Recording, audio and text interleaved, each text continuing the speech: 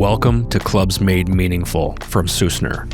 This is a show about building clubs that people love, where strategy, culture, and brand come together to create real belonging. Let's dive in. This is our 100th episode. So instead of interviewing a guest or Tucker and I just waxing on about a relevant topic, today we've decided to turn the mic on ourselves. Over the last 5 years, our agency has been working with private clubs. So looking at this 100th episode over the last 3.5 years of recording these conversations, we've learned a ton. So we thought it would be fun today to reflect on the lessons and the takeaways, the learnings that keep coming up that club leaders, managers, marketers, and members can all apply to their situation. So Tucker and I have each picked 5 of our main takeaways over these last 5 years. Might be a bonus insight or 2 that could come up during this conversation. But we thought we'd take turns sharing our 5. Curious to see how much we haven't prepped for this. So it'll be interesting to see how much overlap we have and, maybe what takeaways Tucker has that I didn't think of that I'm surprised by. So I think it's interesting to look at 3.5 years of doing this podcast. I regretfully say this is one of the most consistent things in my life, which is pretty crazy. But I think this would be a really interesting conversation. I'm more excited to hear yours than to talk about mine, which I think is natural. So let's dig in. You want to go first? Yeah. Over 5 years, I believe that clubs see the biggest brand impact at the beginning of member journeys. Meaning that the brand is the most powerful when it becomes a story that new members buy into from the very start, and investing in the first touch points of your club for a new member create the biggest returns, like new member kits, member onboarding, things like that. I think that's where a lot of clubs shine. I have one it's similar. It's related. This was actually my bonus one. This was my number 6, where I worded it as brand is a tool for leadership. That it's not just this member-facing image initiative, that it's a guide, like you said, that right up front helps in, all these other ways that I think you and I were aware of, but we've certainly learned, but I don't think a lot of clubs are aware of that upfront impact. Well, and for me, early experiences in a member's journey with a club, and when I say member journey, it's like, what does the first day look like? What does the first season look like? What is that? How does that set the tone? For me, that experience, whether you get a box right when you join as a member and you open that box and it has all of these amazing informational pieces about who we are as a club and what kind of culture we have and all of those, that sets the tone for that member's lifetime membership of the club for so many people. And as we roll out a brand, it becomes really interesting when you look at how you can inspire and move the club forward. It doesn't happen with the long-standing members all the time. The lowest hanging fruit for clubs are the newest people coming in. They don't have the biases of the past. They don't have the we've been through some conversations of this 20 years ago and it just didn't turn out the way we wanted it to. The new members are curious. They're really interested in getting to be a part of the club, and they're excited to invest in the club's future because they're just coming on and they have a long time ahead of them. So to me, that's where I tend to have people focused. If their budgets are low or they're saying, hey, what's the thing we can make the biggest impact in the shortest amount of time with the least amount of effort? It's start with that new member journey. What does that onboarding look like? How do you make someone who's new inspire the future for the club right away? Yeah, we've talked about this in a lot of these podcasts about finding that balance where we're not alienating our legacy members and we're remaining inclusive to the members who, have been members for a long time and got our club to where we are today and helped define who we've become, while at the same time really nurturing the new members who will become those legacy members and who will continue to help us evolve our club, over the next 10, 20 years or so. Give me one of your takeaways. All right. My takeaway number 1 is that no 2 clubs are the same. We talk to clubs that self-identify as not having any differentiating factors compared to their neighbors. We have the same amenities. We cost the same. We both have great name brand golf courses, dining, wellness, etc. But that the one thing that absolutely can differentiate and can actually define the brand is that individual club's culture and what that membership makeup looks like. No two club, I mean, you could have two clubs side by side and they can have the exact same amenities and the same offerings, but the makeup of their membership is completely different. And I think one of the things that we in the creative space have learned to lean into is how to have that culture inspire the work that we do and how that then communicates what the brand is all about. I think that a club is like a recipe where you have all these different components and you might have 6 out of the 7 of the exact same pieces and parts, but that one seventh thing just changes the taste a little bit of that club. And so when you shift towards, what makes us special, what makes us different, that's not always the same either. We've worked with clubs across the country in different markets, and you'll see that some clubs believe that this makes them special versus a different club feels like this other thing, like culture might make them special versus experience versus facilities versus whatever. It's to really understand what their opportunity is and what's authentic to them. That's why we don't come in and, tell them, here's the one thing that's going to make you special in your marketplace. That's just never true. And it keeps moving forward in a new, exciting way every time. I mean, how many conversations have we had where we're early in a meeting with a club and they're already jumping ahead and they're starting to talk about the logo. And what we hear all the time is, well, we don't have a landmark that makes sense we don't have a signature tree. We don't have a lighthouse. We don't have eagles on our golf course. So I don't know what our symbol should be. And we've learned that symbol can come out of all kinds of other things and not just be that landmark. And I think that story of culture is a number one. Well, I was going to save this for the end, but that segue is perfect. One of my takes is that physical landmarks make the worst private club logos. It is, many clubs wish they had a featured landmark. They had a barn, they had a lighthouse, they had a windmill or a bridge.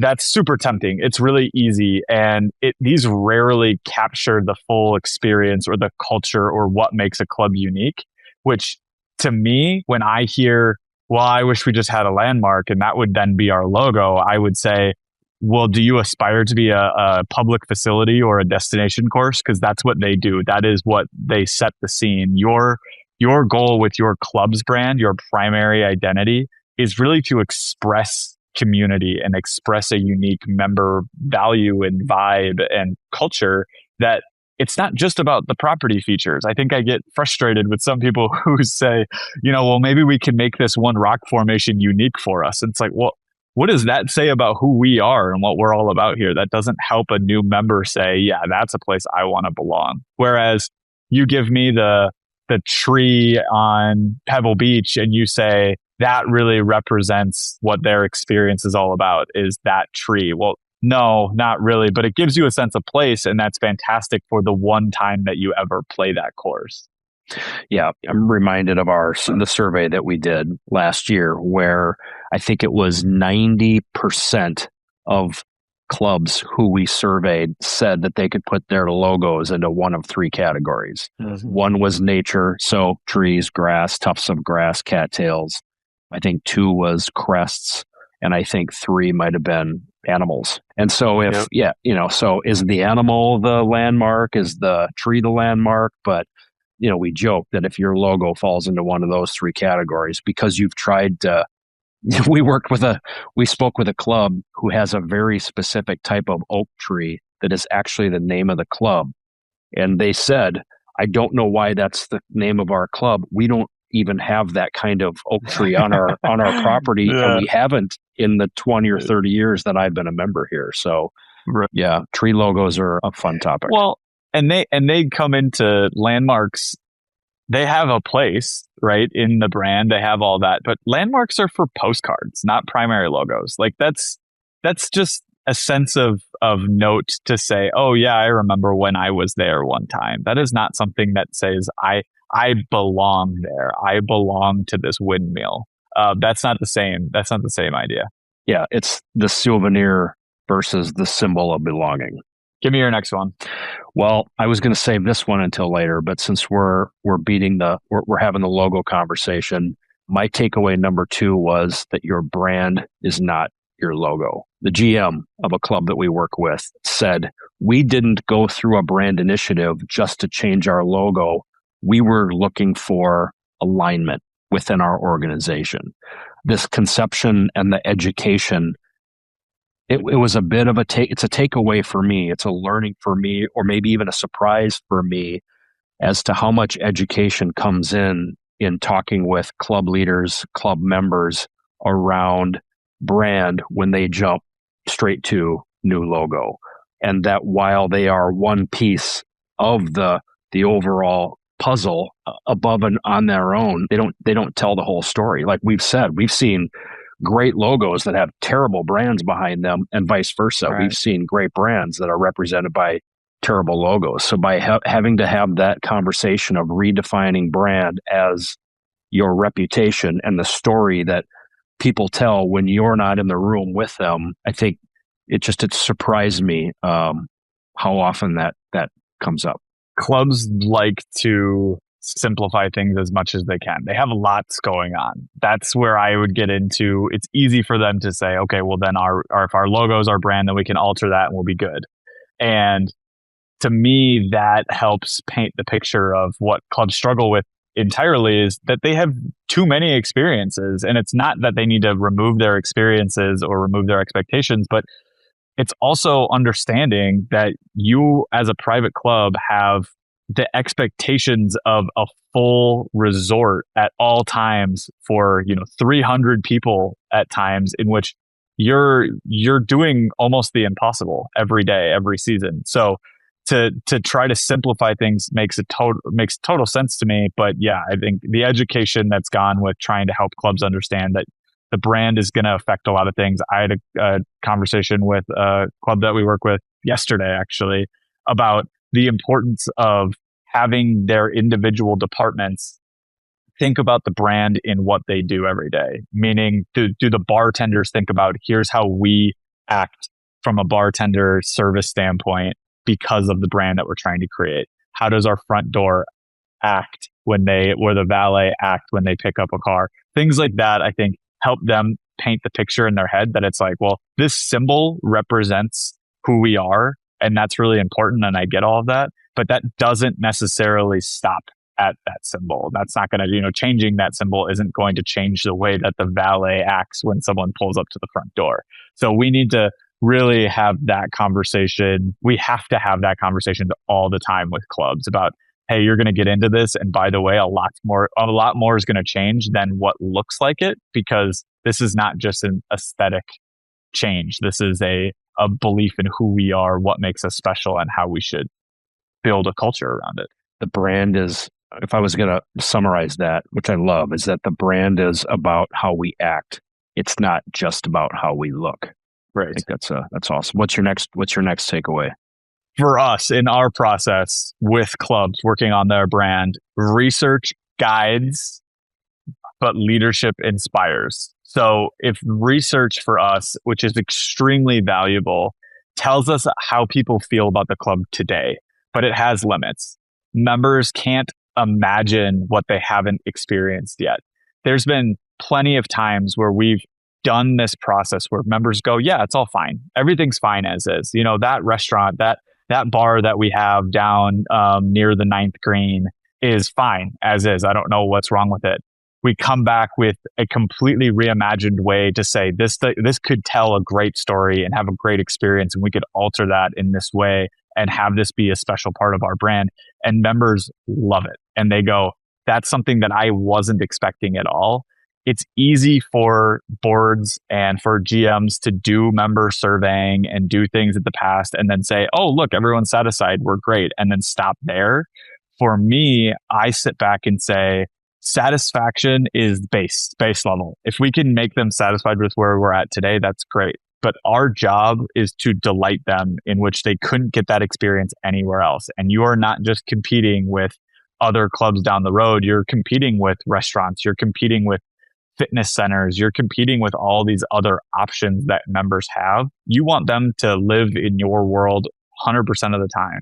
And in order to win that right, you have to be more inspired than you are today, rather than just, members aren't saying they want anything different. So why would we change? Yeah, I agree. I think that some of the most powerful insights that we've learned with each individual club that we work with has come out of us listening to them, talking with them, and going through that process of understanding, or like you might say, asking why multiple times to get to that layer. That understanding helps with everything. It helps rationalize, it helps inspire, justify, support, all of the things, all of the decisions, and whether it's creative or strategic, all those decisions that come next can all be rooted right back into that first step of that process. So for me to say it maybe a little bit less technical, where I say research guides us, but in leadership inspires us, I would say that the best clubs have a board and general manager team that are focused on the future rather than the present. And that's where we see tons of success, with a board that says, our job isn't to manage the day-to-day operations. The GM has to focus on that thing, right? That's their job for sure. But if everyone in the board and the GM slightly has this, here's who we are going to be. What does the next 5 years look like here? What does the next 10 years look like here? That's where the best clubs in the world really come to bat, and they go, hey, we can do something great here. It's about not just taking what the current leadership says they want and then just giving them that. It's taking that and then adding this whole level of, yeah, but we can be better and we can do better, and let's do something that's a little bit out of our comfort zone to grow. My next one is a little bit related. The success of our outcomes comes from the strength of our process. We've spent 25 years as a branding firm developing, refining a process that is meant specifically to help clubs go through this brand type of initiative, to help set objectives so that the process isn't completely subjective, so that it's strategic and not just cosmetic. We talk about going slow to go fast, and we get challenged by this. We get challenged by a committee of highly successful professionals who, in their own respective professions and businesses, had their own way of approaching things and their own processes, and sometimes try to implement our work to follow their process instead of the way that we do it. And when we can get them to let us lead, positive transformations are almost always the result.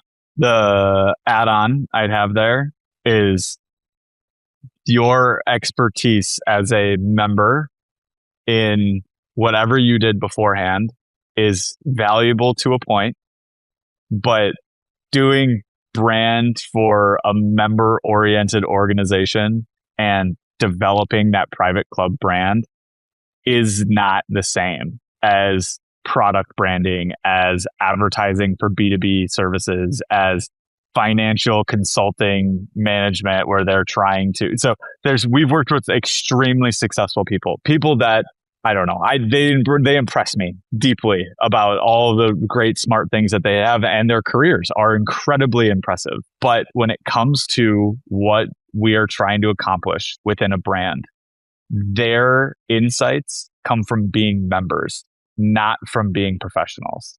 And that's something that is really hard for them to accept, is that just because you've done any kind of work outside the club, that experience is not nearly as valuable as just your experience with the club and who you are as a member, and letting us, to your point, stick to our process, stick to our expertise, and take those insights and build something fantastic without necessarily saying, well, when I did an advertising campaign for Google 10 years ago, this is how we did it. Let's do it like that. Well, that works for maybe a consumer brand that's trying to get millions and millions of people to use their product or their services. We're marketing and branding for 30 people or 300 people. And that's a very different story. That's a very different process and challenge that people don't understand. Yeah, we're working to establish a brand that will be an emotional connection for 10 years or a lifetime versus a possible one-time transactional product purchase. Very, very different. I think one of the things that, as we've learned this and continue to try to express this in a way that helps clubs understand that this is what we do and this process will help. Like I'm thinking of the framework that we put together that kind of pulls the curtain back and it shows the 4 buckets within each of the 3 stages of our process that we go through, with the hope of, being transparent and showing them all the things that we consider. But I chuckle when we talk to somebody and they look at all that and they say, well, I'll take that part, I'll take that, I'll take that, and I'll take that. Like it's a menu. And it's like, that's actually not what we're showing you. We're going to look at all of this. You might not need all of the tactics, but there's no skipping steps for this to be successful and for us to, assure you that this is going to be successful. This is the way that this goes. Well, and if we were to build a brand that is for everyone and not just for a select 300 or 1,000 people, then it wouldn't be a private club. That's the challenge, is that what we're doing is building a culture, a community, a sense of place for an extremely small group of people. And when people take the more generalized marketing, branding, creative approach that they might have learned at their past experiences, that to me waters it down to something that might work mass marketed. That is the complete opposite of what a private club is. And I think that once people understand that, it becomes really easy for them to go, oh, okay, this isn't what I thought. Well, that might be its own takeaway on its own, is that club branding isn't for everyone. It's for a very, very specific group of people. Yeah. My next takeaway is that passion is the fuel for branding projects at clubs, but personal preference can't drive decisions. We have seen passionate members, passionate staff. We work with everything we work with, I'd say, is full gas all the way down. We're going to make decisions with our heart. We're going to make decisions based on passion, and that's great. Our team's job is to make sure that it's rooted in a solid, unbiased direction. But that's really hard for a lot of people. I've worked with past presidents before who they were the people that stood on the table and said, we need to do something about this. We don't have a sense of identity. And then we get to the final solution based on everything, based on our process, based on everything we hear from members, based on the future that we can see, based on what the board says, all those great things. And that specific person who might have started the initiative doesn't love the final output because it doesn't meet their personal preference.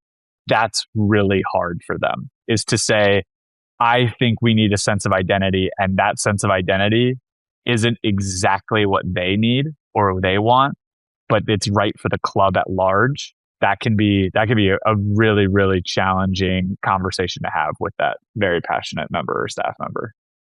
I have one of these. I worded it differently, but same exact sentiment, same takeaway. And my learning, my takeaway is that emotion is part of club branding. In working with corporations like we have in the past, whether that's a sporting goods company or a B2B business, and we would work with the vice president of marketing who is an employee at that organization and who they were much more successful at being able to be objective in the decisions that they made with respect to that organization's brand, and to do so by focusing on purpose over preference.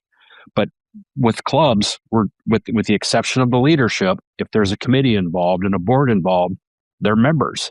They're emotionally attached to their organization, as they should be, because clubs thrive on emotion, pride, joy, tradition, and that sense of belonging. Emotion fuels their connection and creates that loyalty, but it can get in the way of one being able to make objective decisions about what's right for the long term for the entire club versus just for themselves. If someone were to start on our team tomorrow and be client facing and talk to these clubs and say, hey, like, give me a pointer, what should I come to expect? I would tell them, take their passion seriously and appreciate their passion, but take their personal preference with a grain of salt. They are all going to give you their personal preference for how they wish. They might love the color blue and hate the color green. Does that mean that the entire club should be blue and not green? No, that does not mean that at all.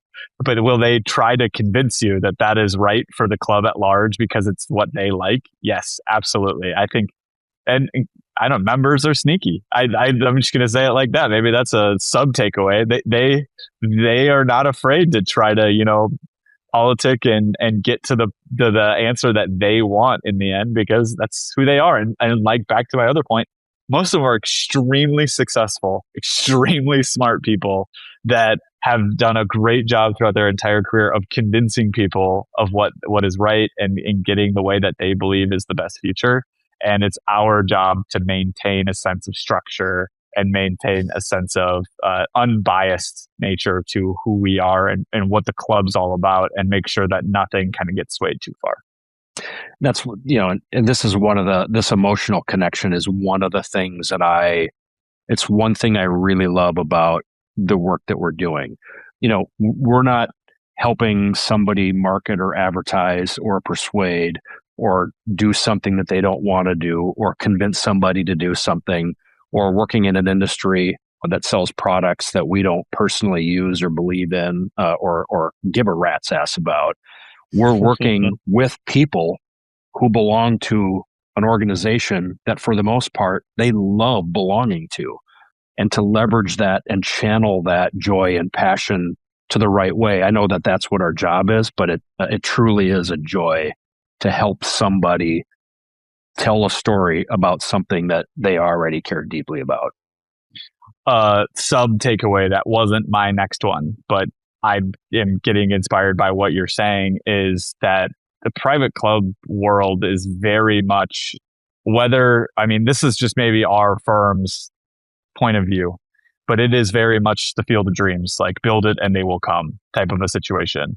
It is not a advertise the heck out of it until someone gets there. There is a level of what we are building is for a specific person. And if we build it correctly, they will find it, and it will stop them in their tracks, and they will say, this place was made for me. Absolutely. That's something that a lot of clubs don't start the conversation with when we talk to them, but start to understand, well, hey, we've done marketing campaigns with these other agencies, or we've done this, we've done that. What kind of marketing campaigns do you do? And I have to say, we don't do marketing campaigns. We build a sense of identity. We build a sense of pride in who we are, and we help guide experiences that when the right member comes to your door, they don't look at any other club because they are convinced that you are the right option for them. That is what we do.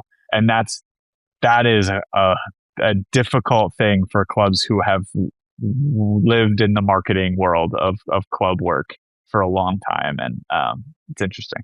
Yeah, I'm living proof of only having recently joined a club myself. It was maybe a long-term goal, but I was not actively looking or interviewing or searching. But through the work that we did, got to know a club, got to understand what their vision was, got to understand what they were about, what their culture was like, to where, but without even realizing it, I was seeing myself fitting in and being part of something. Exactly. So I don't know that if I'm victim of probably I would say I'm the benefactor. I'm the benefactor of having literally experienced exactly what it is that we're trying to help clubs do. Right. And I think that comes to we'll have clubs come to us after a project and say, we've added so many more members. It's awesome. And I'd say that's great, but I don't really care unless they're the right fit members. Are they members who you go and they fit so well into our culture? And then I would say, all right, we did our job well. Because that's what matters is that they're the right people for your club, not just anybody. There's a lot of people in this country that can afford to be a part of private clubs, but I would say that that is a very small importance of this whole equation. It's about who you are, what you're all about, what kind of experience you want, what kind of culture you provide, and what kind of values you kind of bring to the table too. But let me move on. The next one that I have, the last one on my list, is that every club has a history worth telling. When we've worked with young clubs, we've worked with clubs that are less than 20 years old. We've worked with clubs that are over 100 years old, over 125 years old, actually. And every club has their own belief in what's important within their history. And those young clubs feel like, yeah, we don't have any history. There's nothing important here. It's something that we've talked about in a past episode. And to me, every club has stories. They have milestones. They have moments that shape their identity. And history is a foundation for today's culture, but also can inspire tomorrow's direction. However, my caveat would be that don't fall into the trap of letting history hold you back, but use it as we have always done stuff like this thematically, and use that, apply it to the modern day and say, and how do we take that moving forward, so that we still are the club that we used to be, but just in a different time. Great point. This was not one on my list, but absolutely could have been. We worked with a club that was 25 years old, and literally said, we talked about history, the past, anything, that's happened along the way that might inspire or at least inform our process. And they said, there's no history here. There's nothing that's happened here. We have nothing cool. There's nothing rich. There's no great story or evolution of how we happened. Somebody developed the property and built a club. And that is to then disregard all of the members and leadership and the experiences that have happened over the last 25 years. 25 years isn't nothing. And I think that frankly, I think it's a lazy approach at looking at your history. Just because you haven't hit the centennial or 75 or a number that you feel is substantial, there's absolutely incredible moments and memories that have happened in that last, heck, my oldest child isn't even 25 years old. And to say that there's no history over the 25 years of, that lifetime, that's the entirety of his lifetime. And so we really push back when a club says, yeah, there's nothing notable in our past. They're just not, you're not looking hard enough. Right. And I think that when something doesn't have any history at all tied to it, it almost makes it feel like it's, I don't know, generic. Institutional. It feels like, oh, this is just something that popped up. It doesn't have any history. It doesn't really have any future. It's just here for today. And I think that there's a lot of situations in which that can work outside of the club world. I don't know if it works all the time. I think for me, the newer clubs that sometimes resist celebrating history and think it's not unique, when those stories surface, for the club that goes back and says, we don't have any history, but then we go back through their process and we go like, what was here before, and what has been here, and why did this place start, and all these other stuff. And when whether it's about their founders or maybe their tournaments or maybe traditions that used to be, or just like a story or two, members always respond with pride. They always do. It doesn't really matter if you have this extremely rich history of, major championships and all of this other stuff. I think that people don't understand that history doesn't need to be, public facing. You have to have had some kind of publicity in your history past. It can be a unique story. I think the best story that I heard about a club that was over 100 years old, we went through it. They have an amazing history of a lot of things. And some of the best parts of their history are just one-off stories at a party that happened in the 60s, right? And so I go, to me, history doesn't necessarily have to be something that's official, something that is, in your face, something that has to be formal. It can be something that it paints the picture of what our culture is and says, hey, here's who we've always been. And there's been some really great times in the past. And that tells members today that they can expect similar stuff. They can expect some great times, and they can expect some stuff, because I believe that history is made in the little moments rather than the momentous, one-off massive tournaments that you might host for the PGA one time. That's not really history. That's just a fun caveat to me.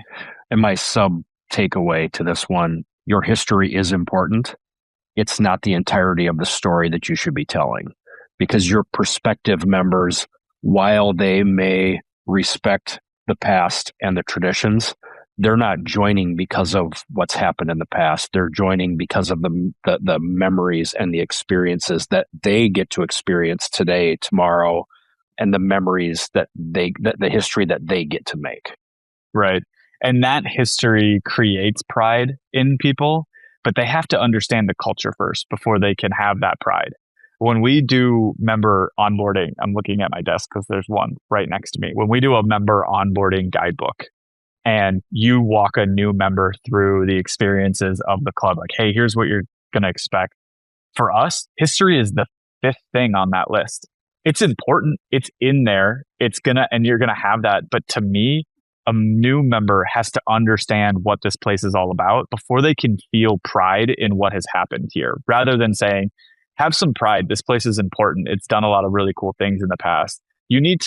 History is one of those things that pays off that sense of who we are rather than generating all of it. And that's a really hard thing for clubs to realize, is that, just because you've had history doesn't give you the right to just sit on it all day. And that's the only thing that you guys focus on. My last takeaway is that change management is critical before, during, and after, and continuing in any sort of brand initiative that a club takes on. Change is hard. It takes brave leadership to embrace change and have the ability and the vision to see when change is necessary, where that change is going to take them. And that resistance from members, whether it's select members or a group of members or boards or staff, is natural, and that we're not changing just for the sake of changing, but instead, behind the scenes, we're leveraging data and tools and process and communication to build trust, to help people understand, but to navigate that change management sort of role is going to be critical. When we see brands built for clubs, for the most part, when they're not successful, it's because the club didn't go through that change management. They kind of went away, announced it, rolled it out, surprised everybody, didn't explain what was coming, why it was coming, the insights that inspired it.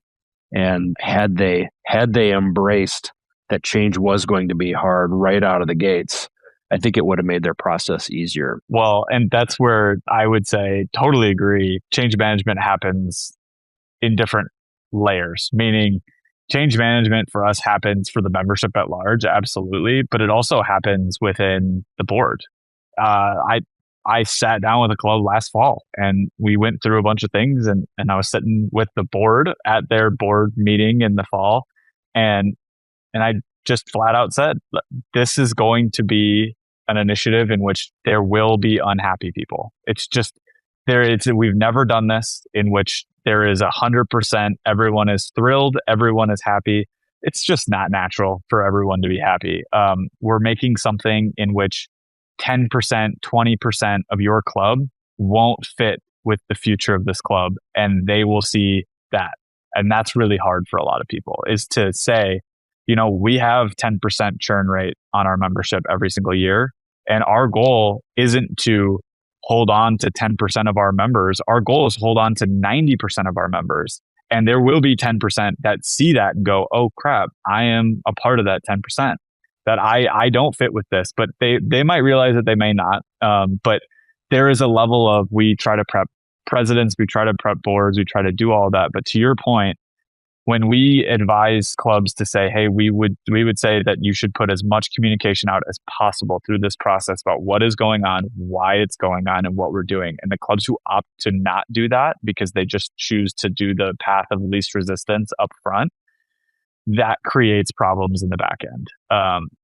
If we're starting the initiative, we normally tell people, hey, we would suggest the GM send out a letter that says, we're going through a branding initiative. Here's what we believe is going to come out of this. Here's what branding means to us. And here's the goals of that project. And then do it through the strategy. Hey, here's the strategy we came up with. Here's why the board agreed on it. Here's where we're going as a club. And then when you roll out any new visuals, you won't get as much pushback because people have had time to understand, hey, here's what we're doing. Here's why we're doing it. It's easy to say, hard to do. Some presidents who are on their way out don't love the idea of taking all of the upfront fire so that the next president has an easier time. So they opt not to do it. It's just the nature of the way that it works. This is great. I think we should do this again before waiting maybe another 100 episodes. Maybe we do it. Yeah, at 50. We'll see at 200, I think. Maybe we'll do 10 takeaways next time. Perfect. We'll extend the conversation. This is great. Thank you to all of our listeners and our guests that we've been so grateful to have over these past episodes. You shape these conversations and we learn from you as much as anyone else. So our hope is that these takeaways, I don't know how many we ended up with, if it was 10 or 8 or 12, there's some bonus content in here, but we hope that these help club leaders think about brand more than just design, logos, and marketing, because when that brand is lived through culture, through leadership and experiences, it really becomes your organization's compass and points towards growth, belonging, and pride. Here's to the next 100. Yeah, thanks for listening. Thanks for listening to Clubs Made Meaningful. At Susner, we help private clubs build brands that create belonging. If this episode resonated with you, please share it with someone in your club world. And until next time, let's create something worth celebrating.